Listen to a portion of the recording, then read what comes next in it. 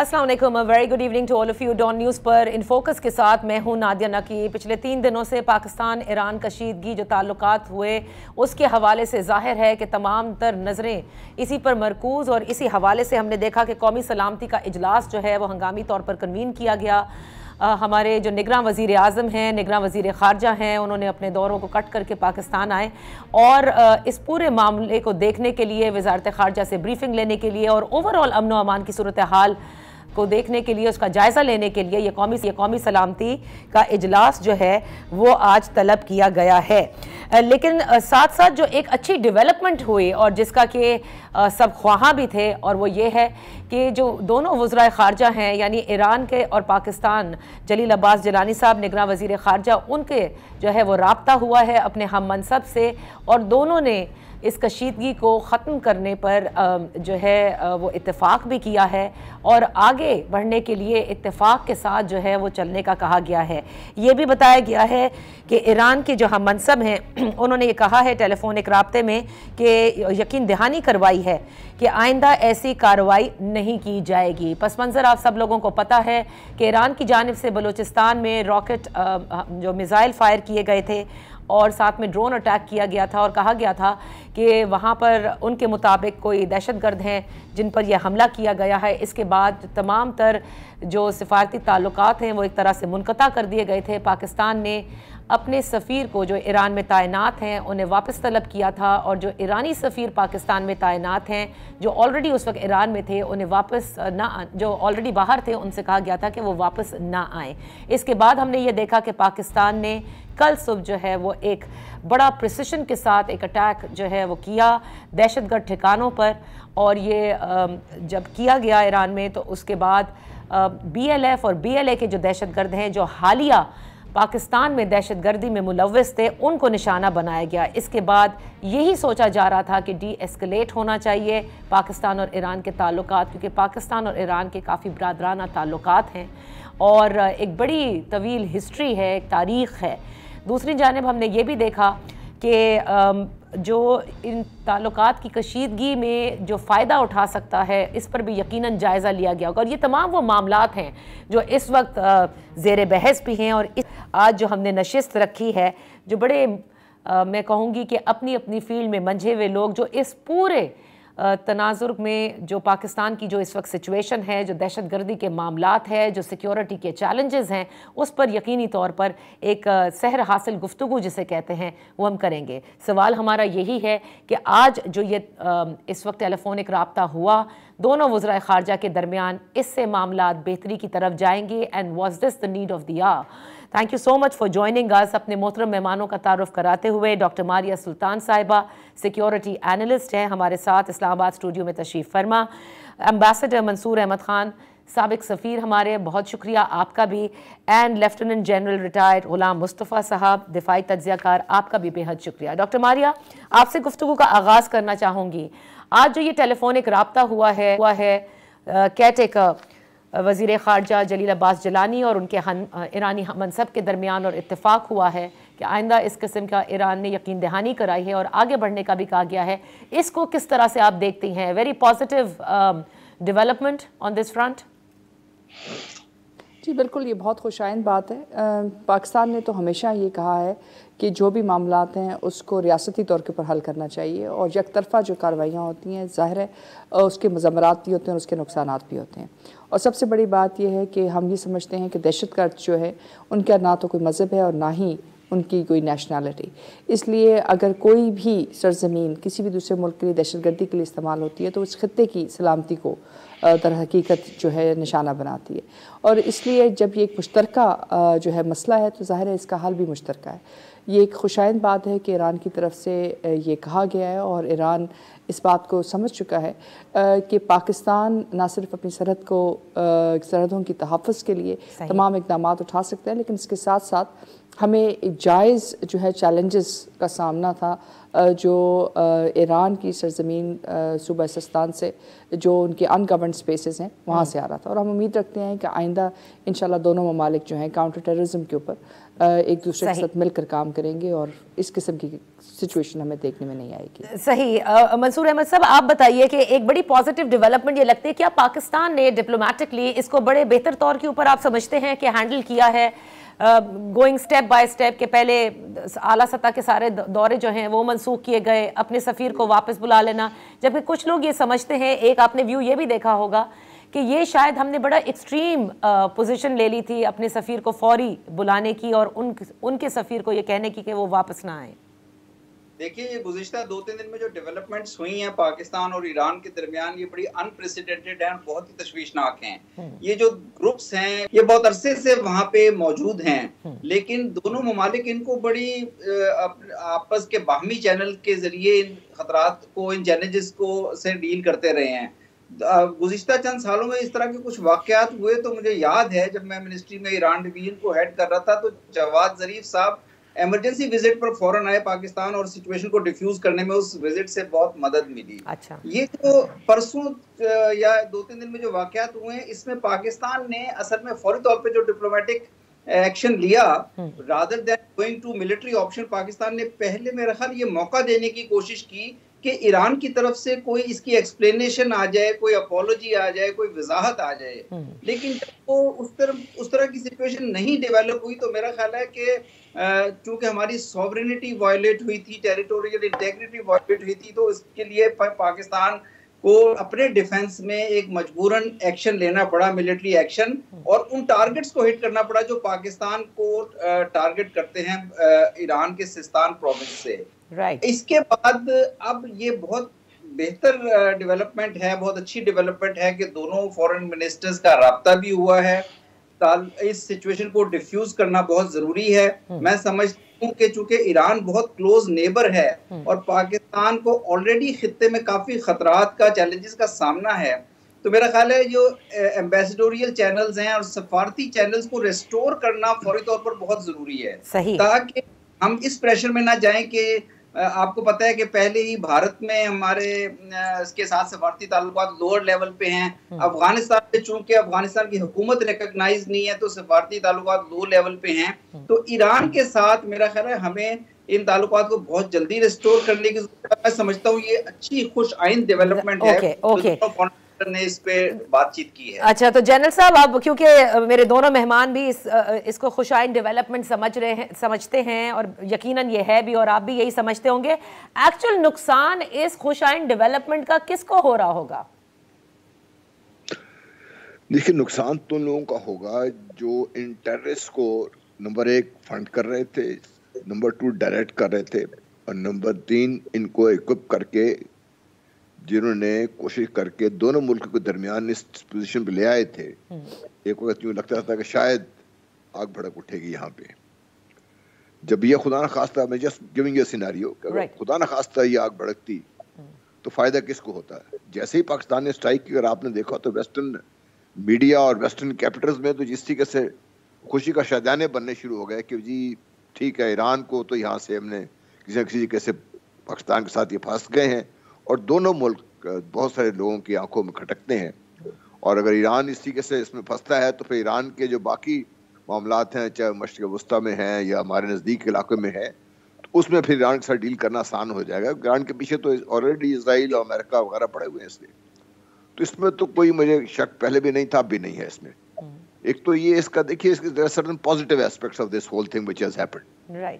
Number 1 तो ये है कि both countries now have realise कि ये जो कुछ हो रहा है पाकिस्तान में या पाकिस्तान से बेस ईरान में, या ये जो बॉर्डर हैं बड़े डिफिकल्ट हैं, ये दश्त का और इस इलाके का बड़े डिफिकल्ट बॉर्डर हैं, सही, कि इनको सही तरीके से नंबर 1 तो मॉनिटर करना बड़ा जरूरी है, और दूसरा ये जो कुछ भी हो रहा है ये दोनों मुल्कों के लिए तबाहकुन हो सकता है, इसलिए इसके लिए जो मैकेनिज्म पहले इन प्लेस है शायद उसको अपग्रेड करें, उसको और बेहतर करें, ताकि मिलकर इस फितने से निपटा जाए। दूसरी चीज़ जो बहुत अच्छी जो ये हुई है कि आप देखिए कि पाकिस्तान में हमारे अंदर तो बहुत सारे मसाइल बने हुए हैं, चाहे पॉलिटिकल लेवल पर हैं, इकोनॉमिक हैं, इससे एक अजीब किस्म की कैफियत थी मुल्क में, तनाव सा था, एक घबराहट सी थी। तो एक तो दुनिया को पता चल गया कि हम जब आपस में जो मर्जी हम करते रहें, but comes to your national security, आपकी सॉवरेनिटी की बात आएगी तो फिर कोई there is no difference, then we are together and we stand with our armed forces. और तीसरी बड़ी अच्छी चीज जो मेरे सामने आई है कि we have the intelligence, number one, which is again very credible, and number two, we have the technical know-how and the technology जो precisely इन targets को engage कर सकती है. सही. वो भी एक अंडर दी सर्कमस्टांसेस जब देखते हैं कि भाई फाइनेंशियली पाकिस्तान इस वक्त इस पोजीशन में नहीं है कि to acquire all the latest technologies जिसके बारे में भारत रोज शोर मचाता रहता है. तो वो पाकिस्तान ने जो इस लेवल पे इसको डील किया है, जिस तरीके से डील किया है, दैट बाय इटसेल्फ लोगों की आंखें खोल देने काफी है कि Pakistan armed forces, Pakistan people, ये जो it comes to the national security, they have the know how, they have the will and they will go for it. नहीं, और फिर एक क्लियर मैसेज भी ज़ाहिर है दिया है पाकिस्तान की जानिब से भी. एक क्लियर मैसेज है कि हम किसी भी सूरत अपनी जो सॉवरेनिटी है उसके ऊपर तो जाहिर है कि कॉम्प्रोमाइज़ नहीं किया जा सकता. बट बहरहाल the positive development, let's take it a little bit forward. एक छोटी सी ब्रेक लेने दीजिए. ब्रेक के बाद जब हम वापस हाजिर होंगे, अपने भारत का भी जिक्र किया है और पाकिस्तान में भारत की जानिब से हर मुमकिन कोशिश की जाती है कि किसी तरह से मामलात ख़राब किए जाएँ, और ये पहले भी हो चुका है. ज़रा इस पर बात कर लेते हैं कि ऐसे में जो बकिया हमारे नेबर्स हैं उनके साथ हमारे ताल्लुकात को किस तरह मजबूत करना होगा. Right after this very short one.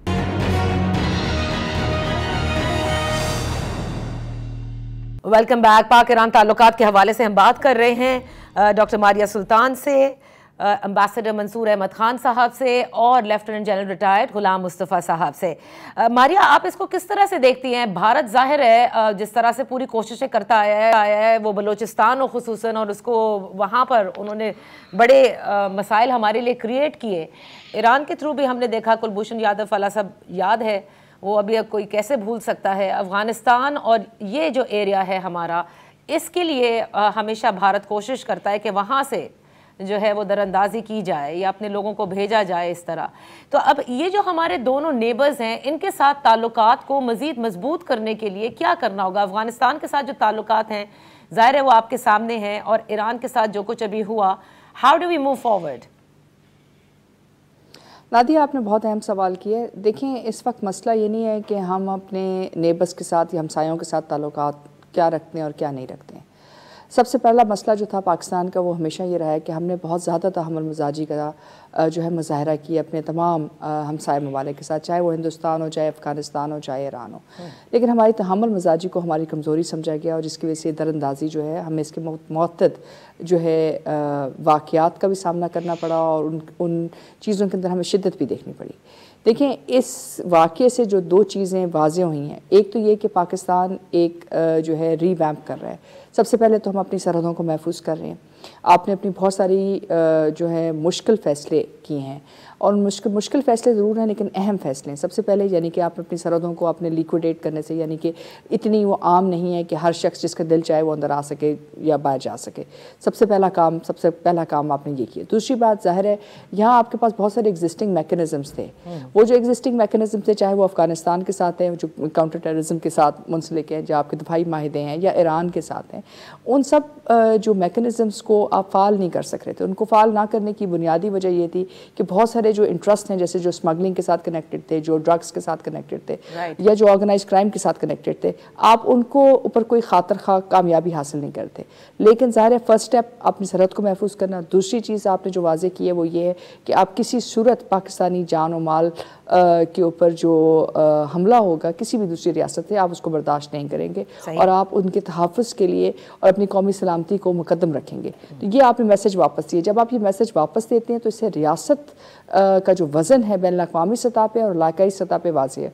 और तीसरा जो मैसेज आपने दिया है वो ये है कि अगर अफ़गानिस्तान की सरज़मीन या ईरान की सरज़मीन पाकिस्तान के ख़िलाफ़ दहशतगर्दी के लिए इस्तेमाल होगी, तो पाकिस्तान ये सलाहियत भी रखता है और पाकिस्तान ये कैपेसिटी भी रखता है, मतलब ये सलाहियत भी रखता है कि पाकिस्तान उधर जाके तकनीकी तौर के ऊपर भी और बतौर एक रियासत जो है मुश्किल से मुश्किल फ़ैसले भी कर सके और उनका जवाब भी दे सकते हैं. लेकिन पाकिस्तान ने हमेशा सफारतकारी को, तहम्मुल मजाजी को जो है सपोर्ट करने की कोशिश की. इसलिए मुश्तरका मसाइल का हल मुश्तरका जो है हल ही है जो रियासती सतह पे होना चाहिए, क्योंकि अगर ये नहीं होगा तो फिर जो उसके कॉन्सिक्वेंसेज हैं, जो रिस्पॉन्स चैलेंज है वो उन रियासतों के लिए भी होगा. और ये पाकिस्तान का पुशबैक है या आपकी हदूद का तयन है. एम्बेसडर साहब, ये मुझे बताइएगा कि जैसे आपने कहा ना कि फौरी तौर पर ये जो राब्ते हैं ये बहाल करने चाहिए, सिफारती तौर पर अब ये किस तरह से बहाल किए जाते हैं? मुझे याद है कि जो पिछली गवर्नमेंट गुजरी है 16 माह की, ईरान के हवाले से उस वक्त के वजीर ख़ारजा ने काफ़ी काम किया था। फिर आपको याद होगा उस वक्त के प्राइम मिनिस्टर जो हैं वो उस बॉर्डर तक गए थे, वो मार्केट्स की जो है वो बाकायदा इफ्तिताह होगा ताकि जो हमारे रिलेशन है दोनों अतराफ़ में, और जैसे मारिया भी कह रही है कि हमें स्मगलिंग को सबसे पहले रोकना था, और ये केयर टेकर सेटअप ने करके दिखाया कि स्मगलिंग के हवाले से काफ़ी जो है वो जिसे कहते हैं ना कि बड़े प्रोएक्टिव स्टेप्स भी लिए गए। ठीक है 100% अभी नहीं रुकी होगी, लेकिन कम अज़ कम पहली मरतबा ये हुआ ज़रूर था और काफ़ी हद तक इसके अंदर पेशरफ्त भी हुई। जी मंसूर साहब। जी देखें, हम अपनी टेरिटोरियल इंटेग्रिटी और सॉवरेनिटी को प्रोटेक्ट करते हुए मेरे ख्याल में ये बहुत ज़रूरी है कि पाकिस्तान अपने हमसाया ममालिक के साथ अपने ताल्लुकात को अच्छे से अच्छा करने की कोशिशों में मसरूफ़ रहे। जब भी अभी पाकिस्तान और ईरान के ताल्लुकात में, बरादराना ताल्लुकात में या दो हमसाया ममालिक के ताल्लुकात में कोई गैप आया है तो उसका फ़ायदा आपने देखा है कि भारत ने उठाया है, और भारत के चूँकि ईरान से काफ़ी करीबी ताल्लुकात हैं, ट्रेड है, तो वो उन्होंने उसका फ़ायदा उठाया। और आपने अभी कुलभूषण यादव की एग्जांपल दी है, इस तरह की और चीज़ें भी भारत ने कोई मौका नहीं जाने दिया पाकिस्तान और ईरान के दरमियान जब भी कभी कोई रखना डालने की कोशिश हो। इसलिए बहुत ज़रूरी है कि हम अपने सिफारती ताल्लुकात को ये जो अनफॉर्चुनेट डेवलपमेंट हुई है इसके बाद जल्द से जल्द रेस्टोर करें।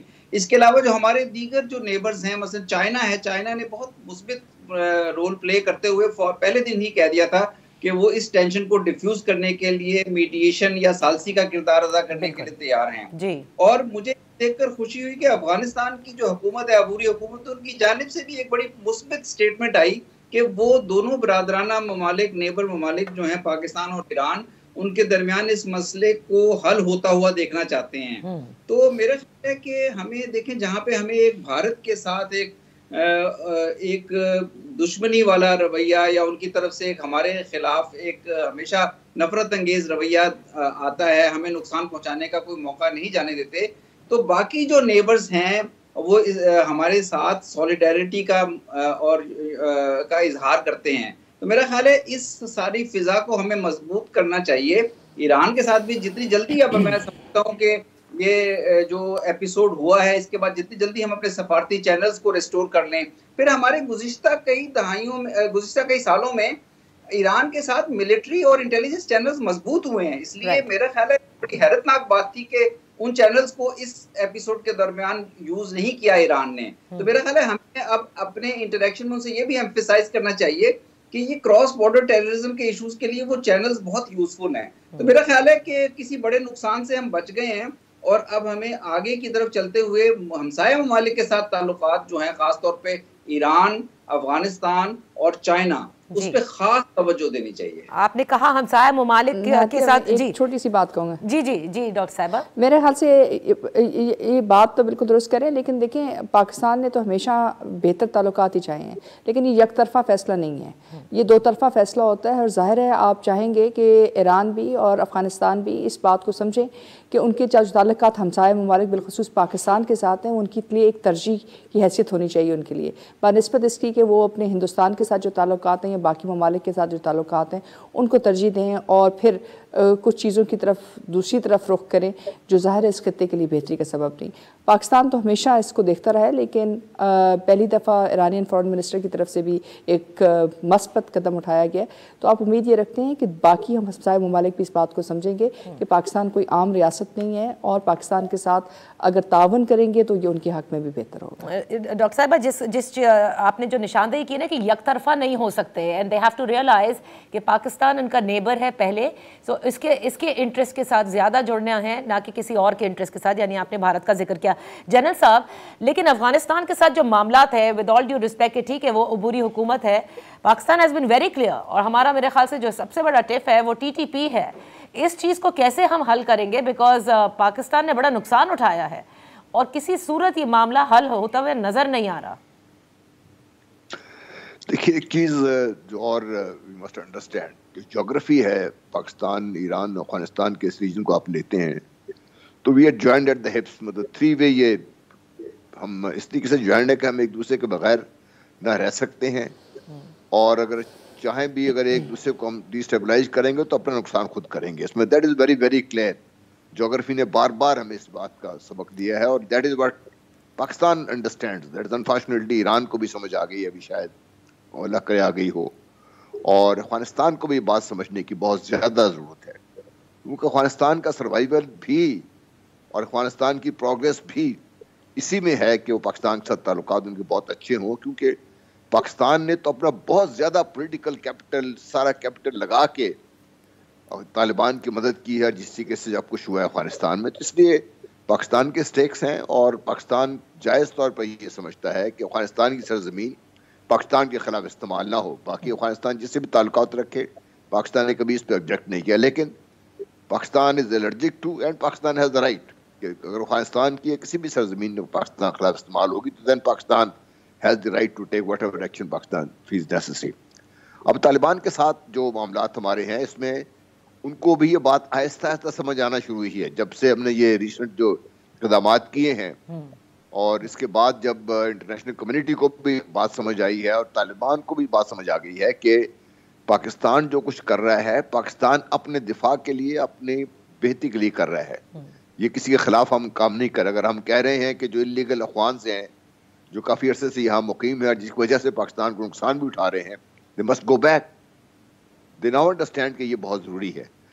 इसलिए अगर पाकिस्तान ने तो अफगानिस्तान को कहा है कि अगर आप समझते हैं कि हम गलत कर रहे हैं तो आप जो हमारे पाकिस्तानी वहाँ पर बैठे हुए हैं बाय वे ऑफ टीटीपी, अब उनको निकाल दें, हम संभाल लेंगे उनको। लेकिन हम उनसे नेगोशिएशन जो पहले कर चुके, एक दफ़ा नुकसान उठा चुके, we not going to negotiate with them. अब टीटीपी को डील करने के लिए Taliban have to come forward, और ये मेरा अपना ख्याल ये है, जो मेरी इतलात भी ये हैं कि they now are progressively moving towards it. अच्छा, उन्होंने को लोअर लेवल के जो ऑपरेटर्स हैं टीटीपी के, कुछ पकड़े भी हैं, कुछ उन पे सख्तियां भी हो रही हैं, उनके मूवमेंट्स भी रिस्ट्रिक्ट हुई है। तो आहिस्ता आहिस्ता I think they are trying to take control of the situation, क्योंकि देखिए उनको भी हमें ये समझना चाहिए कि जो वहाँ पे एनडीएस थी वो वहाँ मौजूद है, दे जस्ट मेल्टेड अवे, लेकिन है तो सही वहीं पे। जो फौज थी जिसको अमेरिका ने ट्रेन किया था वो भी वहाँ पर है, जस्ट मेल्टेड अवे। एमुनिशन भी वहाँ पर है। तो उन सब का कंट्रोल अभी पूरी तरीके से तालिबान कंट्रोल नहीं हासिल कर सके। ये भी हमें एक उनको भी हम have to give them this kind of थोड़ी सी उनको रियायत देनी चाहिए। लेकिन अब वैसे मेरा ख्याल बहुत क्लियर हो गया हुआ है, जो इतलात ही हैं जिसे मैंने आपसे अर्ज की कि they are now moving slow but they are moving surely कि टीटीपी को रिस्ट्रिक्ट किया जाए और उनके जो जिस तरीके से भी और जो कुछ जरूरत पड़ती है जो काम करने की, मतलब डजंट हैव टू से इट पब्लिकली कि वो करने की जरूरत पड़ी तो वो करेंगे जी। अच्छा, मैं यहाँ पे एक ब्रेक लेती हूँ। ब्रेक से वापस आकर इसी के ऊपर कि एम्बेसडर मंसूर भी और डॉक्टर मारिया सुल्तान भी अपने कमेंट जरूर दें right after this one.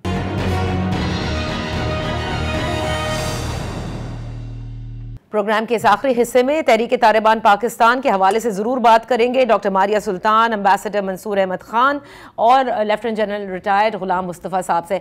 Doctor Maria, TTP के हवाले से एक चीज़ जो हमें नज़र आती है कि जैसे अफगानिस्तान बार बार ये कहता रहा कि टीटीपी आपका अपना डोमेस्टिक मसला है, इसी तरह से पाकिस्तान में जिस किस्म की दहशतगर्दी के चैलेंजेस हैं और पे दर पे हमने पूरे लास्ट ईयर में देखा कि इंक्रीज़ हुए हैं दहशतगर्दी के वाक़यात, अमेरिका भी इस चीज़ को रियलाइज़ नहीं करता उस अंदाज से कि Pakistan is actually still facing terrorism. वो शायद इसको भी हमारा अपना डोमेस्टिक मसला समझते हैं, टीटीपी को भी। नादिया, देखिए कुछ हकायक हैं, कुछ मफरूज़े हैं और कुछ उसके दरमियान हकीकत।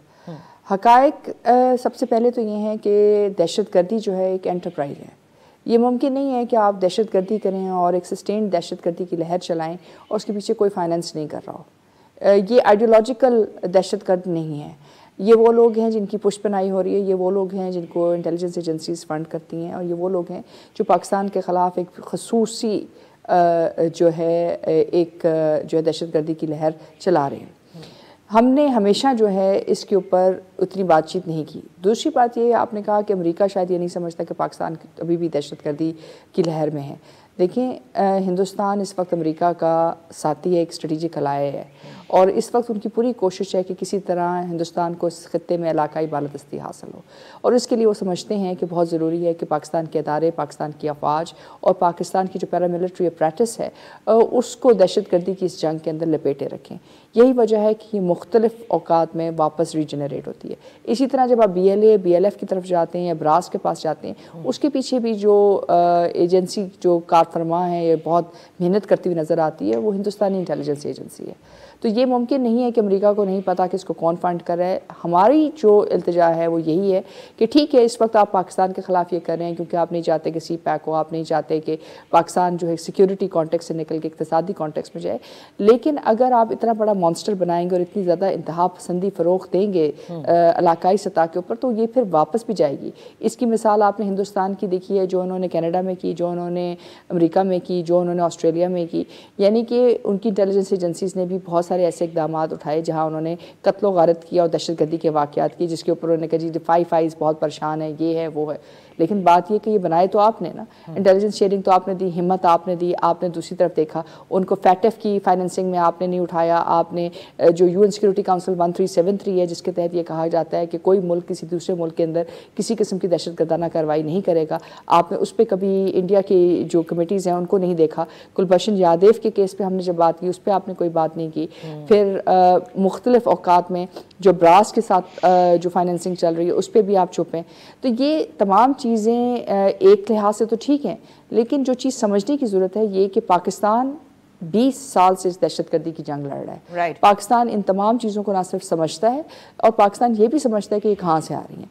रही बात ये कि अफ़गान हुकूमत या ईरान जो है क्या फ़ैसला करते हैं। देखिए, कुछ मस्बत आपकी इंटरेक्शंस होती हैं, कुछ मनफी होती हैं। अगर तो ये मनफी इंटरेक्शंस के ऊपर इन्वेस्ट करेंगे तो ज़ाहिर है उसका कॉन्सिक्वेंस ये जो पाकिस्तान ने पुश बैक किया, पाकिस्तान ने अफगानिस्तान में भी पुश बैक किया, ईरान में भी पुश बैक किया। दूसरी तरफ आपके बहुत सारे इक्तिसादी मफादात एक दूसरे के साथ जुड़े हुए हैं, चाहे वो CPAC के साथ, चाहे वो SCO के साथ, और चाहे वो तजारती मफादात हैं। अगर आप उनको स्ट्रीमलाइन करते हैं तो उससे रियासत ईरान जो है उसको तहफ़्फ़ुज़ मिलेगा, पाकिस्तान को मिलेगा, अफगानिस्तान को मिलेगा।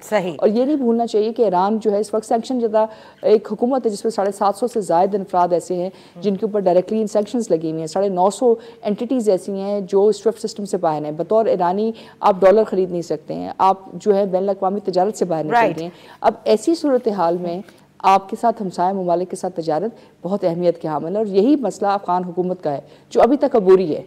और अगर जब तक कि वो एक ट्रांजिशन की तरफ नहीं जाते हैं और बेहतर जगह पर नहीं जाते, तो उनको ये तमाम इलाकाई ताउन की ज़रूरत है कि ये एक बैलेंस है बिटवीन पॉजिटिव एंड नेगेटिव, और वो उनको करना होगा। अगर वो करेंगे तो जाहिर है बेहतरी की तरफ जाएंगे, अगर नहीं करेंगे तो फिर दहशतगर्दी की जंग हम अगले 10 साल भी लड़ सकते हैं। Okay, we have very little time left. Ambassador Mansoor साहब, वेरी क्विकली, क्योंकि आपने जाहिर है ये सारे मामला बड़े क्लोजली ऑब्जर्व किए, you were ambassador at that time. TTP के हवाले से आप समझते हैं कि हमने जो स्टेप लिए, जिसमें हमने इलीगल इमिग्रेंट्स को भी वापस भेजा, जिसमें ज़्यादातर अफगान बाशिंदे थे, बहुत से लोग ये कहते हैं ये बैकफायर होगा, वी रियली टेकन, जैसे कि, और ये अफगानिस्तान को शायद ये पसंद भी नहीं आई हमारा जो ये इकदाम था। क्या ये मसले का हल निकालने में कामयाबी हासिल होगी इससे? देखिए, हमें ये समझने की ज़रूरत है कि TTP के मसला जो है वो पाकिस्तान के लिए उसका हल बहुत अहम है, और उसके लिए अफगानिस्तान की अबूरी हुकूमत और अफगान तालिबान की सपोर्ट बहुत ज़रूरी है, उसके बगैर शायद वो नहीं हो सकता। और जब हम अफगानिस्तान के साथ इस मामले को मुख्तलिफ चैनल्स के साथ डील करते रहे हैं, अभी हमने एक आपने मौलाना फजलुर रहमान के ने भी एक विजिट किया इसी मामले पर बुनियादी तौर पर फोकस करते हुए, तो उससे जो बातें इन तमाम चैनल्स के जरिए जो बातें सामने आई हैं, उसके लिए मेरा ख्याल ज़रूरी है कि पाकिस्तान और अफगानिस्तान एक ऐसे डायलॉग में जाएं जिसमें एक तरफ तो TTP के मसले का हल तलाश करने के लिए पाकिस्तान अपना मुतालबा पुरजोर तरीके से पेश करता रहे, लेकिन साथ ही जो अफगानिस्तान की तरफ से कुछ मुतालबात हैं जिसमें क्योंकि ये दो तरफा ताल्लुकात होते हैं, अफगानिस्तान एक सॉवरेन कंट्री है, तो उनकी तरफ से जो बॉर्डर क्रॉसिंग्स पर लोगों की मूवमेंट है, ट्रेड है, उसके मामलात पे भी तवज्जो दी जाए। तोरखम गुज़िश्ता चंद दिनों से बंद है और सैकड़ों हजारों ट्रक वहां जमा हुए हैं, तो मेरा और हमारा चूंकि ये जियो इकोनॉमिक विजन भी में शामिल है कि हम अफगानिस्तान और अफगानिस्तान के थ्रू सेंट्रल एशिया की तरफ कनेक्टिविटी में इजाफा करना चाहते हैं। और अब हम देखते हैं चाइना ने जो ETIM का मामला अफगानिस्तान के साथ जिस तरह खामोशी के साथ डील किया है, साथ ही ट्रेड और ट्रांजिट को भी फरोग दे रहे हैं वो उनके साथ, तो मेरा ख्याल हमें भी बहुत जरूरी है कि हम इसे किसी तरह से भी इस किस्म के दो तरफा चैनल में लेकर आए जहां अफगान तालिबान अपनी इन स्टेक्स के इकोनॉमिक स्टेक्स की वजह से इस मसले पे भी ताउन करें और हम उनको इन रिटर्न कोई डिग्निफाइड कंसेशंस प्रोवाइड कर सकें। Okay, last comment from you general साहब, डू यू रियली थिंक जो एम्बेसडर साहब कह रहे हैं कि विदाउट रिजॉल्विंग TTP या इसका शायद जो सोल्यूशन है वो यही है कि हम दो तरफा ताल्लुकात के थ्रू चलें, यानी कि जो हमारी इकोनॉमिक इंटरेस्ट है और उनकी भी बहुत ज़्यादा है, ज़ाहिर है they are a landlocked country, तो उसी के बाद हम ये TTP को रिजॉल्व कर सकेंगे? जी वो तो देखिए that is a given, ultimately तो अपने बातचीत से ही मसला हल होना, और बातचीत में पाकिस्तान का ये जो मुतालबा रहा है और रहेगा और रहना चाहिए कि it is basically Afghan governments responsibility, चाहे वो इस वक्त तब बुरी है, कि अपने मुल्क को पाकिस्तान के खिलाफ इस्तेमाल नहीं होने दे। Otherwise Pakistan has the right and Pakistan should take whatever measures necessary. ये तो बड़ा क्लियर, ये जो कल की स्ट्राइक है इसके बाद ये क्लियर हो जाना चाहिए अफगानिस्तान को भी कि पाकिस्तान किस तक जाने को तैयार है। The environments are right for us to talk. इसमें देखिए ईरान भी एक रोल प्ले करता है, ईरान की स्टेक्स भी हैं अफगानिस्तान में, चीन भी बहुत स्ट्रांगली वहाँ पे मौजूद है और उसकी भी रोल्स है वहाँ पे। तो आई थिंक जो रीजनल अप्रोच एक दफ़ा अपनाई थी पाकिस्तान ने कि भाई अफगानिस्तान इशू को रीजनल हम इससे डील करेंगे, जिसमें इर्द गिर्द जो उसके मौलिक हैं वो सब मिलकर अफगानिस्तान के साथ बातचीत करेंगे। मेरा ख्याल है कि that approach is probably the right way, ताकि हर तरफ से अफगानिस्तान को उम्मीद भी हो और उसके लिए ये चैलेंज भी हो कि अगर वो ठीक नहीं अपने आप को करेंगे या अपने मुल्क के अंदर हालात को ठीक नहीं करेंगे तो नुकसान उनका है। सही, बहुत बहुत शुक्रिया जनरल रिटायर्ड गुलाम मुस्तफ़ा साहब आपका, डॉक्टर मारिया सुल्तान आपका, एम्बेसडर मंसूर आपका। विदास ऑन इन फोकस, एक छोटी सी ब्रेक। यहाँ से अब हम चलते हैं सियासी मामलात की तरफ, क्योंकि बड़ी गहमा गहमी भी चल रही है 8 फरवरी के इलेक्शन के हवाले से। ज़रा आज के जलसे के हवाले से, मियां नवाज शरीफ आज एब्सेंट क्यों थे जलसे में, इसकी वजह क्या थी? Right after this very short break.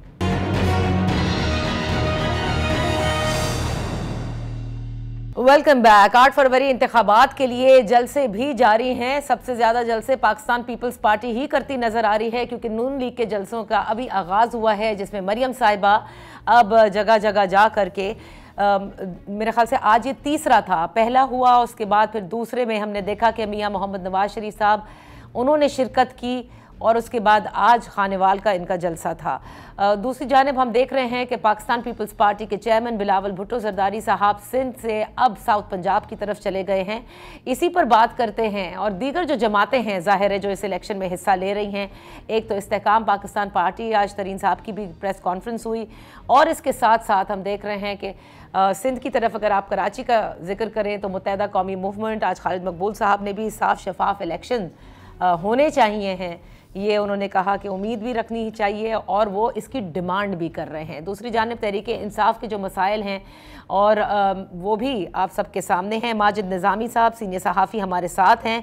Thank you so much for joining अस। माजिद, मेरे ख्याल से ज़्यादा जो इंटरेस्टिंग बात है इस वक्त, जिस पे बड़ी बातें हो रही हैं, गुज़िश्ता रोज़ भी जिस तरह से मियां मोहम्मद नवाज शरीफ साहब आए और आने के बाद उन्होंने बड़ी छोटी सी एक स्पीच की जो बड़ी अब्रप्टली ख़त्म हुई, इसमें बड़ी चहमा गोइयाँ भी हुई।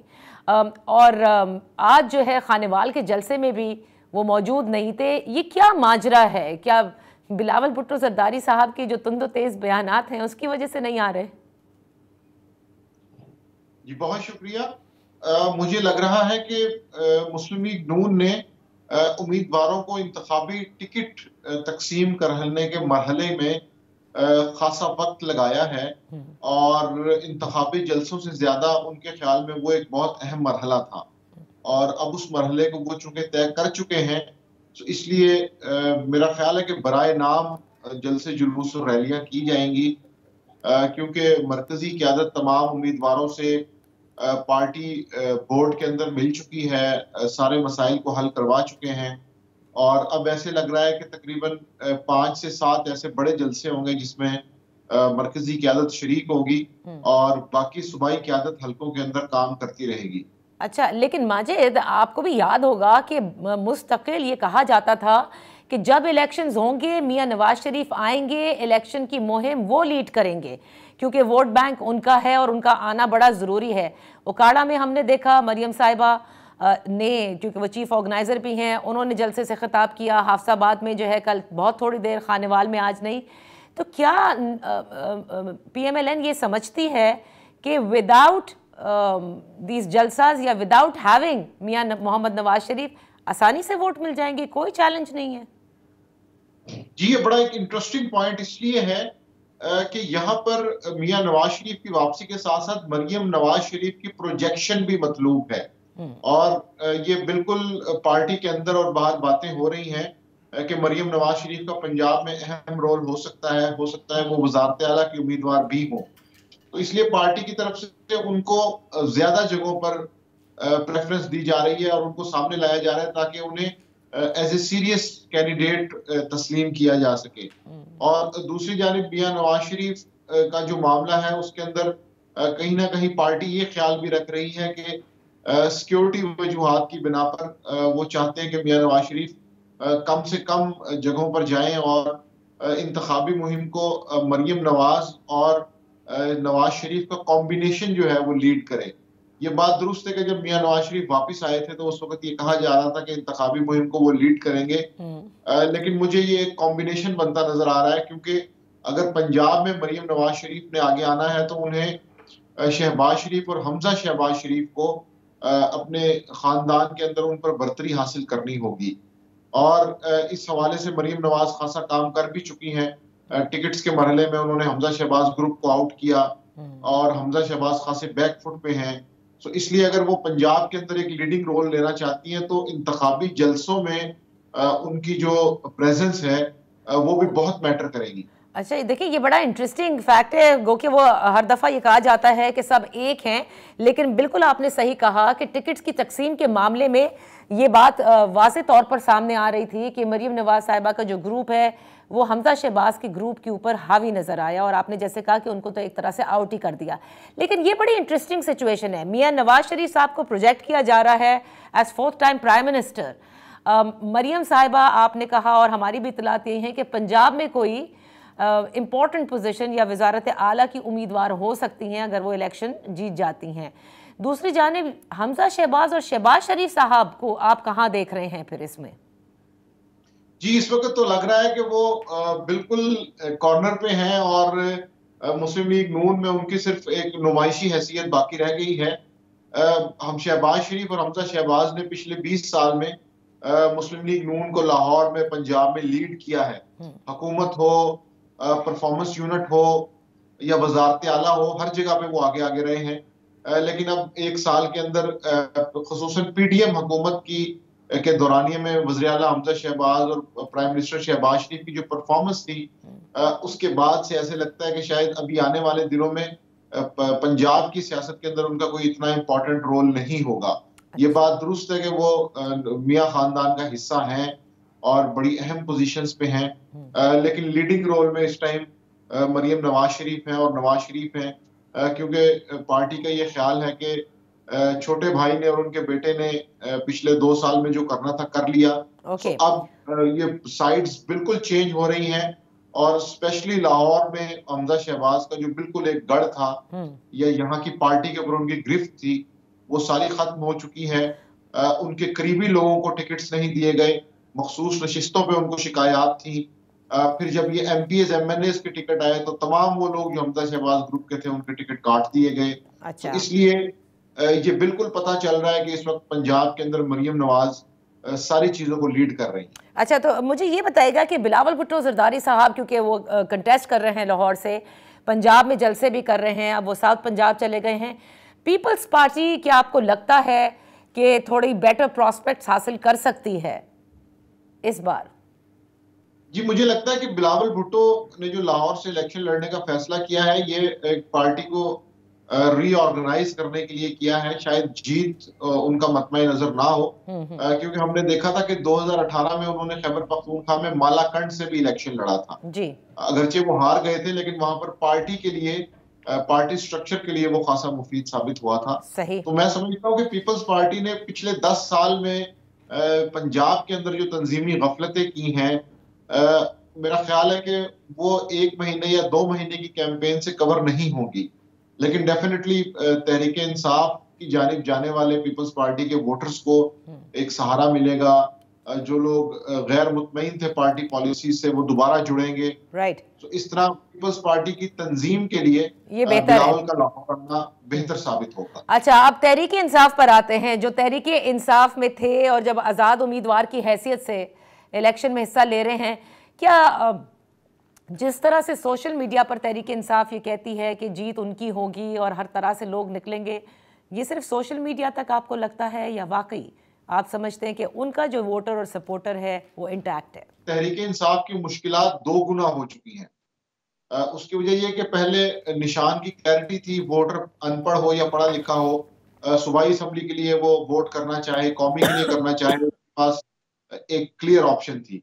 लेकिन अब कॉन्स्टिट्यूंसीज के अंदर तमाम उम्मीदवारों को ये मेहनत करना पड़ेगी कि वो तमाम वोटर्स तक पहुंचे और उन्हें बताएं कि इलेक्शन डे पर जो आपको 2 बैलेट पेपर मिलेंगे, किस बैलेट पेपर पर कौन से निशान पे आपने मोहर लगानी है। सो ये एक बहुत मुश्किल टास्क है। ये बात दुरुस्त है कि सोशल मीडिया पे उनकी कैंपेन बहुत अच्छी जा रही है, लेकिन कौमी असम्बली के हल्के के अंदर 60,000, 70,000, 80,000 वोट, 1 लाख वोट तक चाहिए होते हैं, ठीक है, जिन बदौलत कोई भी उम्मीदवार जीत सकता है। तो इतना बड़ा क्राउड तो सोशल मीडिया पर हर हल्के से नहीं होगा, तो इसलिए इनको डेफिनेटली ग्राउंड में जाके काम करना पड़ेगा। नहीं, लेकिन मुझे एक बात बताएं कि ग्राउंड में जाने के लिए क्या उतनी ओपन फील्ड उनको दी गई है? गो कि मरियम नवाज साहिबा तो उनको मुस्तकिल क्रिटिसाइज कर रही हैं, क्योंकि देखें ये सब भी तो हमारे सामने था ना जो नॉमिनेशन पेपर्स के वक्त हुआ। तो क्या उनको पोस्टर्स छापने की, लगाने की, जलसों की, कॉर्नर मीटिंग की उस तरह का फ्री हैंड है? जी, आपकी बात बिल्कुल दुरुस्त है कि उन्हें उस तरह का फ्री हैंड बिल्कुल नहीं है। लेकिन मुख्तलिफ उम्मीदवार अपनी ऑप्शंस निकाल रहे हैं। कुछ लोग SMS के जरिए राब्ता कर रहे हैं, फोन कॉल्स के जरिए कर रहे हैं, अपना एक खुफिया स्केड्यूल रखते हैं इंतखाबी हल्कों में फातिहा पढ़ने का, शादियों में गमी खुशी में जाने का। अच्छा। तो इस तरह के जो प्योर इलेक्टेबल्स हैं उन्होंने अपने रास्ते कुछ ना कुछ निकाल लिए हैं। सही। सो जो शहरी आबादी है वहां पर तहरीक इंसाफ के कैंडिडेट्स को डेफिनेटली इसकी एक स्ट्रेटेजी बनानी पड़ेगी ताकि वो हर वोटर तक, हर घर तक पहुंच सकें। अगर ये ना हो सका तो फिर उनको मतलूबा नताइज हासिल करने में डेफिनेटली बहुत मुश्किल होगी। बहुत बहुत शुक्रिया माजिद निज़ामी साहब फॉर बीइंग विद अस। बड़ा ही दिलचस्प तज्जिया आपका पाकिस्तान मुस्लिम लीग नून के हवाले से, पीपल्स पार्टी और तहरीक इंसाफ के आज़ाद उम्मीदवारों के हवाले से, यानी बल्ले के निशान जाने के बाद सबसे बड़ा चैलेंज आप कहते हैं उनके आज़ाद उम्मीदवारों को होगा। That's all for today. इंशाल्लाह कल आपकी खिदमत में हाजिर होंगे। लेट्स कीप एन आई, क्योंकि इलेक्शन का जो मौसम है इसमें जब जलसे होते हैं तो इसमें बड़ी कड़वी बातें भी होती हैं और बड़े नए नए किस्म के बयानिए भी सामने आते हैं। लेट्स सी, सबको इंतज़ार ये भी है कि PMLN का मंशूर है नहीं, मंशूर लेस जलसे इस वक्त किए जा रहे हैं। That's all for tonight. Allah हाफिज़।